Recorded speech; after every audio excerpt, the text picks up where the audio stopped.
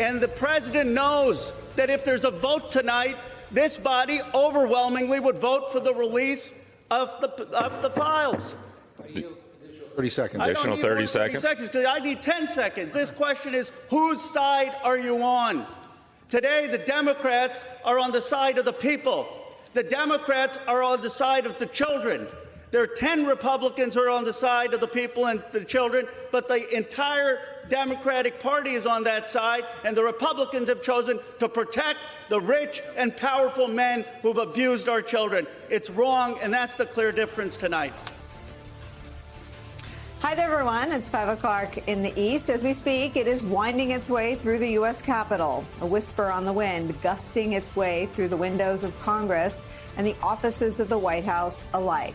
Top of mind, tip of tongue, it's a single existential question, one without a concrete answer, at least for now. Before we share it with you, however, consider the climate, the environment in which the question's being asked. First, the news just in the last few minutes. Donald Trump has filed a libel lawsuit against Dow Jones, News Corp, Rupert Murdoch, and 2 Wall Street Journal reporters. We'll have more on that in a minute.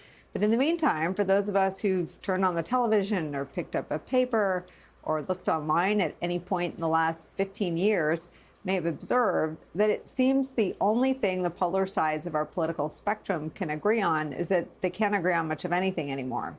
And it's partly for that reason that this week has been so stark, so stunning, so consequential politically. Watching the patchwork assembly of a political coalition made up of people who have rarely, if ever, aligned themselves along the same axis. You just heard from Democratic Congressman Ro Khanna, who's working with Republican Congressman Thomas Massie on getting full transparency in the Jeffrey Epstein case. Politico reports this, quote, "They're hardly alone in that. A number of Republicans are on board with releasing all the files. And it's not just libertarian types like Massie or deep red district conservatives like Tim Burchett, but also frontline swing seat members like freshman Tom Barrett. The sheer political pressure being applied by such a diverse political alliance likely contributed to what Donald Trump announced late yesterday, that he is directing the Department of Justice to release grand jury testimony related to the Epstein proceedings. But as Congressman Dan Goldman, a former prosecutor, asked, quote, what about the videos, photographs, and other recordings? What about FBI 302s? Those are witness interviews. What about texts and emails? That is where the evidence about Trump and others will be. And on the topic of known unknowns, Senator Dick Durbin today sent a letter to Attorney General Pam Bondi asking why FBI agents who were tasked with reviewing investigative files having to do with Epstein earlier this year were asked to, quote, flag any documents mentioning Donald Trump. Congress last night, meanwhile, put forward a resolution that the Associated Press makes clear carries no legal weight, but nodded to the growing demand for greater transparency.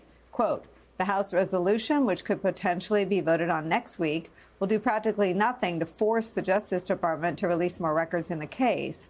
Still, it showed how backlash from the Republican base is putting pressure on the Trump administration and roiling GOP lawmakers. Which brings us back to our first question, simultaneously simple and complicated, sweeping the nation's capital. That is, will any of it be enough? Will releasing grand jury testimony and a toothless resolution be satisfying? Will it be a full meal for those intent or fervently invested in getting answers, Democrats and Trump supporters alike? Or are these political scraps intended to satisfy a news cycle but never fully deliver? We begin the hour with that question and the libel lawsuit just filed by Donald Trump. For news on that, let's bring in MSNBC legal correspondent Lisa Rubin. This feels like the shiny object for Trump to try to seize back the narrative. Oh, I'm suing for libel. We know he sues a lot when he knows he has no chance of prevailing. But is there any evidence that it isn't that? I'm sorry, is there any evidence that it is? Nicole, I couldn't hear you. That it isn't his shiny object to grab back the narrative control over this story that is so completely out of his control right now. No, certainly not. And I will tell you, we don't have the complaint in hand yet. The docket for the federal court in the Southern District of Florida, that's Miami, shows that Donald Trump has filed a lawsuit against several defendants.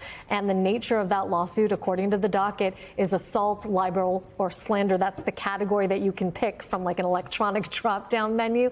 We can expect that this is a defamation lawsuit. What I think is interesting here is who is among the defendants, because in addition to suing Dow Jones and Company as an agent of the Wall Street Journal and News Corp as the parent company, he is suing obviously both of the reporters who are bylined on that report. And then there is a fifth defendant, a Keith Rupert Murdoch. And that is, I think, the epitome of the shiny object that Donald Trump is using to distract from his political misfortunes right now, Nicole. What is the precedent for Rupert Murdoch and Dow Jones Corp and the Wall Street Journal of freelancing or running with a story about Donald Trump or anyone without having it solid? None that I'm aware of. And particularly if you look at the reporting from the other night with a lawyer's eye, as I did, that piece of reporting was so particularly carefully worded, as if a legal department had scoured every last punctuation mark and word in it. This is not something that the Wall Street Journal took on lightly. They also say throughout the reporting that these are documents that were in the possession of the Department of Justice.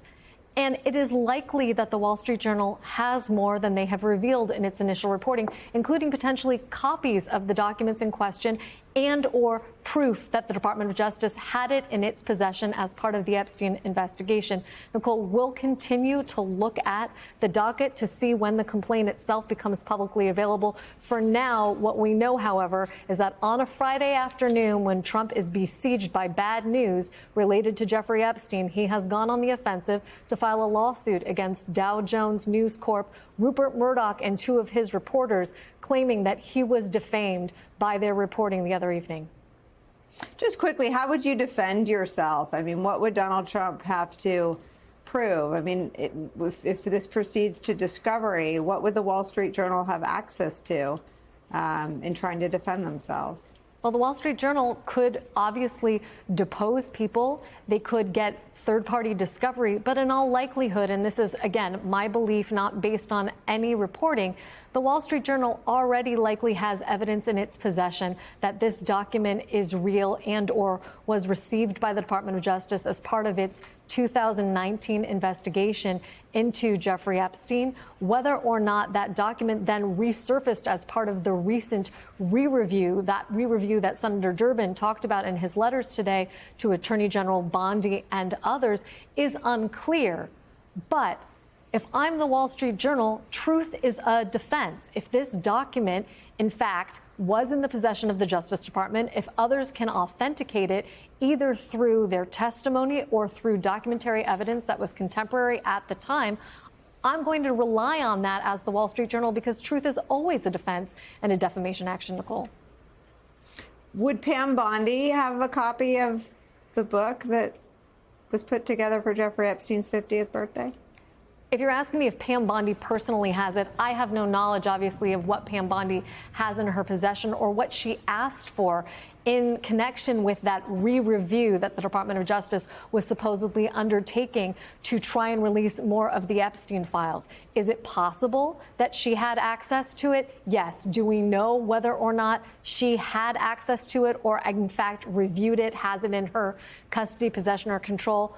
We don't. But somewhere in the Department of Justice, this document resides, and Pam Bondi, as the Attorney General of the Department of Justice, is someone who could have asked for that document if she knew it to exist. Certainly, Donald Trump and his White House knew this reporting was coming. They knew it no later than Tuesday evening, according to the reporting itself, which talked about an interview between the authors of the report and Donald Trump on Tuesday evening.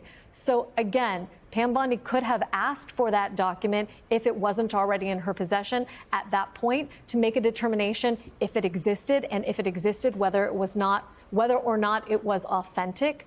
My guess is that based on what we've heard from the White House so far, there is so much more to this story, Nicole, than we saw in the Wall Street Journal reporting, and more to the story that will come out if this complaint survives a motion to dismiss and goes on to the discovery phase of litigation.